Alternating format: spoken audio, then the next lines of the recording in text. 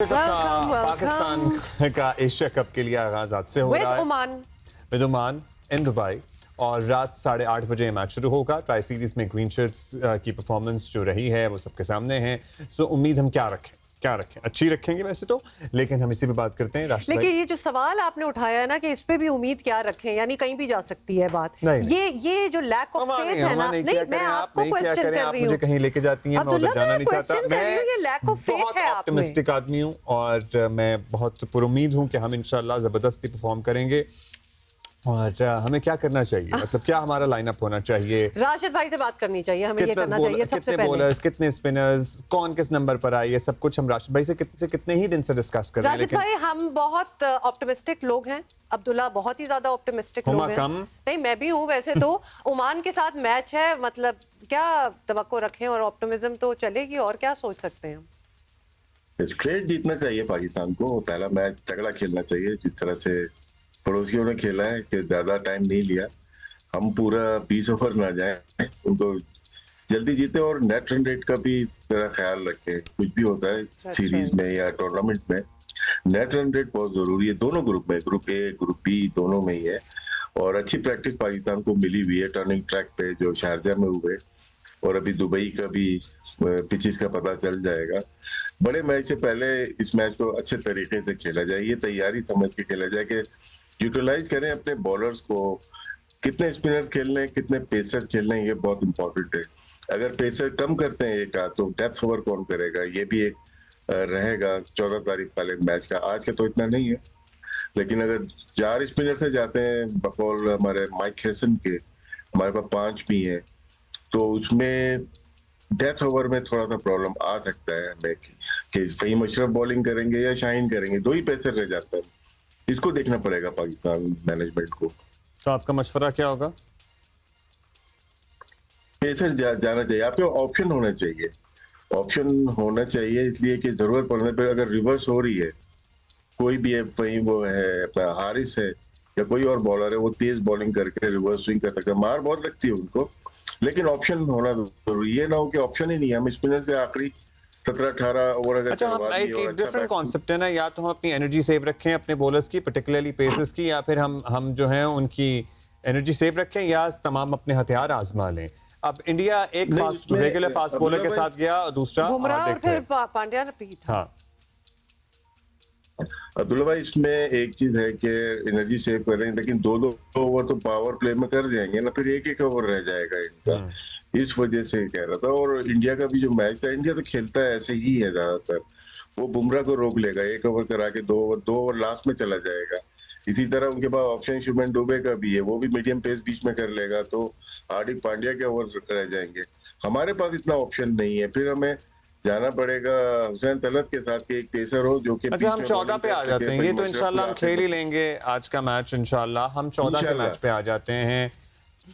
महामार्का महामुकाबला कह लें, जाहिर है। और राशिद भाई चूंकि हमारा आज आखिरी शो है ना हफ्ते का, तो हमने ज्यादा कंसर्न हमारा संडे के शो का है, संडे के मैच का है। So what should be Pakistan strategy? हमें हमारे सामने है अपनी स्ट्रेंथ और वीकनेसेस भी, और हमारा जो हरीफ है उसकी स्ट्रेंथ और वीकनेस भी। देखिए, जो हम लास्ट 6 मंथ या 1 साल से बोलते आए हैं कि मॉडर्न डे क्रिकेट और इंटेंट, तो बहुत सारी चीजें हमने नहीं सुनी है अभी क्रिकेट में, वो इस्तेमाल करते हैं सारा कि हम पावर प्ले में तेज खेलना चाहते हैं। हम पावर प्ले में तेज तो खेल रहे हैं, 3 आउट हो जाते हैं हमारे, तो उसको अप्लाई करें। शाहजादा फरहान है, वो अगर वो तेज खेलना चाहते हैं खेलने दें। फखर जमान है, हसन नवाज है। जिस तरह का मैसेज हमारी अवाम तक आया हुआ है उसको अप्लाई करें, उसको खेलें, फिर वैसे फिर डरे ना खेलने से।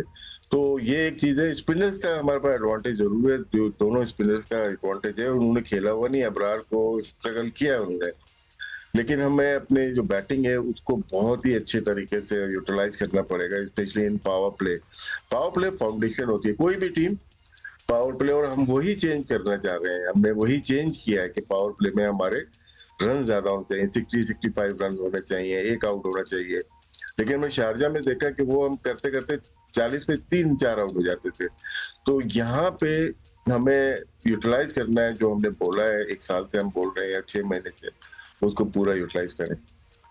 अच्छा राशिद भाई, ये एक और बात बताएं कि जैसे हमने इंडिया के मैच में देखा कि उन्होंने टॉस जीता और एंड दे डिसाइडेड टू बोल फर्स्ट, क्योंकि उनको शायद ये मालूम था, उनके दिमाग में था कि हम अगले को इतना स्कोर बनाने ही नहीं देंगे, it's relatively an inexperience team. क्या हमें भी कुछ ऐसा सोचना चाहिए या this strategy would not work for us against Oman?